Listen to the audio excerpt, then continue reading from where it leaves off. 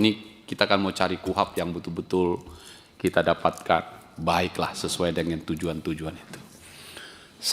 Kita dapatkan baiklah sesuai dengan tujuan-tujuan itu. Saya, apalagi teman-teman advokat, terkesima dengan pasal 184 kuhab kita tentang alat bukti. Pada akhirnya kuhab ini kan sebuah proses panjang, penjemputan, pengumpulan, penganalisaan seluruh bukti sampai kemudian putusan diambil. Maka buktilah kata kuncinya. Kalau kita pakai yang lama, maka alat bukti yang kita kenal itu ada keterangan saksi, keterangan ahli, surat, petunjuk, dan keterangan terdakwa. Pertanyaan saya begini, Pak. Kalau ini tukar pikiran ya, mohon masukannya.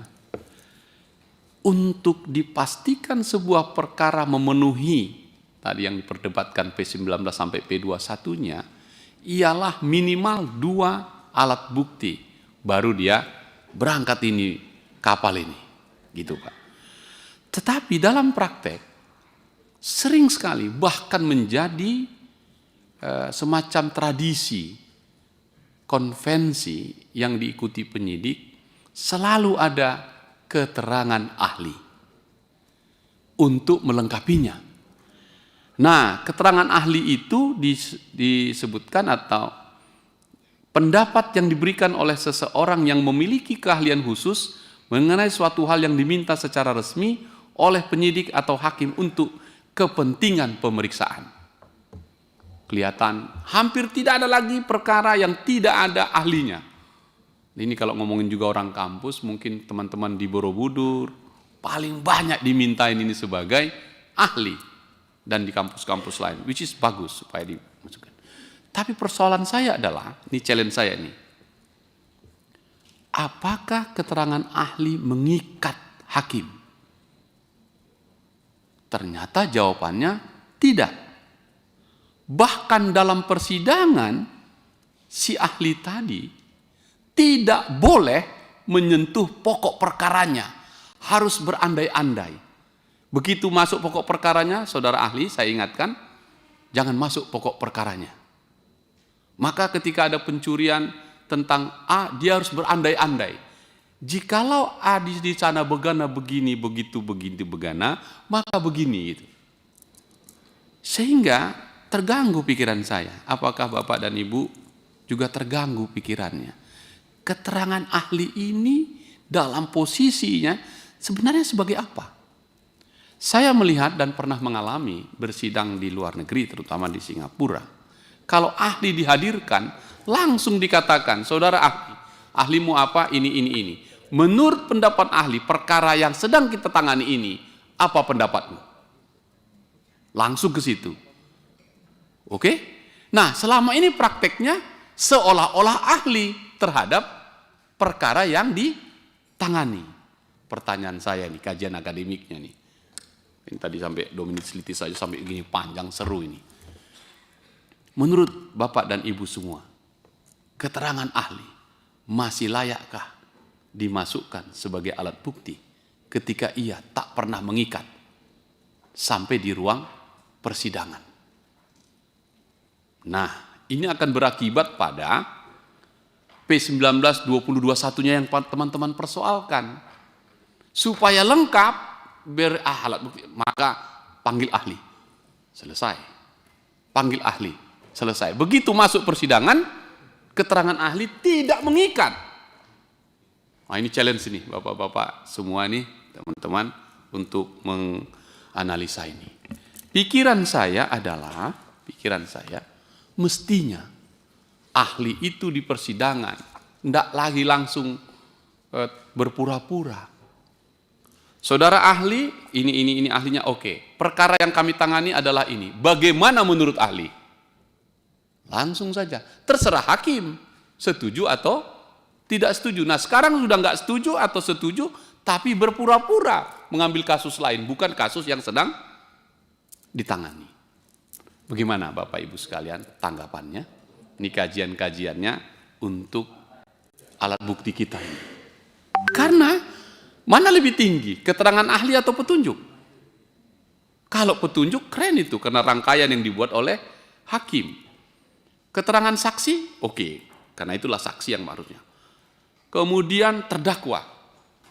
Kalau terdakwa dipakai ngaku kan belum tentu, karena terdakwa diberi hak ingkar. Aku tak pernah melakukan itu Pak Hakim. Kan begitu, maka kita butuhkan yang lain. Ini saya ingin mengajak kita untuk challenge saja ini teman-teman dari Borobudur, kawan-kawan yang advokat. Anda kan bawa ahli berkali-kali, nanya mikir gua, kayak main bola ini. Oke, garis-garis tipis gitu, harus pandai-pandai kita. Belum out lah, ya tipis gitu. Menurut saya pasal 184 kita dalam prakteknya 44 tahun adalah keterangan ahli yang berpura-pura. Kalau berpura-pura, kita hentikan. Bagaimana pandangan teman-teman? Itu yang pertama. Yang kedua, ini seru nih, terima kasih nih teman-teman Borobudur, saya sempat baca ini. Perseteruan antara asas dominitis litis versus diferensiasi fungsional. Dan saya kira kita semua tahu, KUHP ini adalah cara negara untuk merampas hak asasi warga negaranya dengan pembatasan-pembatasan tertentu. Jadi ini power yang sangat luar biasa. Maka ya harus seimbang. Kalau negara diwakili penyidik, penuntut, dan pengadil, advokat akan mendampingi sang warga negara yang akan direbut hak asasinya. Jadi kira-kira begitu. Saya sepakat di situ. Kita batasi supaya tidak terjadi abuse the power. Pertanyaan saya ini Pak, ini kelihatannya teman-teman Borobudur atau akademisi lah ini, Trisakti dan semua, nanti tanya dosennya ya. Anda berpihak pada dominitis litis atau diferensiasi.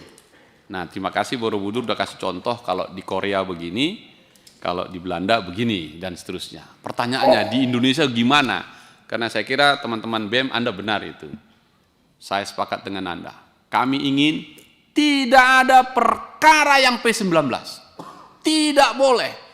Hanya karena penyidik dan penuntut tak sepakat, maka hak warga negara untuk segera disidangkan hilang. Nggak boleh. Tidak boleh kan? Karena hak untuk segera disidangkan, itu hak asasi itu. Tak boleh lama-lama, saya sepakat adik-adik, itu saya setuju itu. Nah pertanyaannya, gimana caranya? Saya berpikir ini, cocok enggak ini teman-teman, pimpinan saya tadi malam merenung-renung ini cocok enggak ini perseteruan antara asas dominitis litis dan asas diferensiasi fungsional. Dua-duanya punya argumentasi yang cukup. Saya membayangkan penyidikan ini atau proses ini sebuah rumah yang besar, di dalamnya tinggal suami istri. Oke, suaminya jaksa, istrinya polisi. Kira-kira begitu. Mereka selesaikan di rumah lah. Jangan kau bertengkar korban warga negara ini. Kurang ini kawan, petunjuk P19 balik. Teringat aku di Blok M itu, Kopaja P19 muter-muter itu. Jadi pas itu pimpinan. Jadi Kejaksaan Agung ada di Blok M itu, P19 muter terus. Betul toh? Jadi terima kasih kita pada Kopaja P19 itu ya. Itu tadi kan, muter dia. Bapak Ibu sekalian, apakah bisa kita selesaikan perdamaian atau kolaborasi dua asas ini, kita gabungkan suami istri? Jangan kau bertengkar, kau bereskan itu di rumah. Tapi jangan korbankan warga negara hanya karena kalian bertengkar berdua. Presidennya sama, KUHP-nya sama, undang-undangnya sama, perasaannya yang berbeda. Yang satu merasa ini belum lengkap, biar gagah jaksa, biar tahu kau ya, kalau aku bikin P19 balik kau. Ampun. Padahal bukan itu poin kita. Selesaikan di sana, warga negara secepat-cepatnya diproses apakah dia bersalah atau tidak bersalah. Karena terakhir ini pimpinan. Ini yang pertama, balik dari semua tadi. Apa itu? Dalam KUHP asas praduga tak bersalah. Betul ya? Sepakat kita itu. Kalau betul praduga tak bersalah, mengapa belum sidang sudah kau tahan? Kan sudah bersalah. Nah karena itu kami berpikiran semaksimal mungkin tidak ada warga negara yang ditahan. Kalau ditahan melanggar asas praduga tak bersalah, berarti asas duga bersalah sampai nanti terbukti kau tak bersalah. Terbalik dia. Gimana Pak Jenderal? Iya kan? Ini karena ini kita diskusi nih, minta maaf pimpinan, ini diskusi nih supaya nyambung ini. Sehingga dengan demikian Ketua Komisi 3 nggak pening dia kepada Banggar hanya karena membiayai biaya makan tahanan di polisi, kejaksaan dan hakim sebelum diputuskan. Uang APBN negara banyak kita jatuhkan ke dia. Mana manfaatnya lagi? Poin saya di situ kan tadi 3 asasnya. Keadilan, manfaat, dan kepastian hukum. Nah, mudah-mudahan pertanyaan ini tidak bermaksud saya hanya ingin beri masukan supaya kami nanti bisa merumuskan poin-poin itu. Bisa saja saya salah, tapi rasa-rasanya pertanyaanku itu layak juga untuk seorang calon doktor di Universitas Borobudur. Terima kasih pimpinan.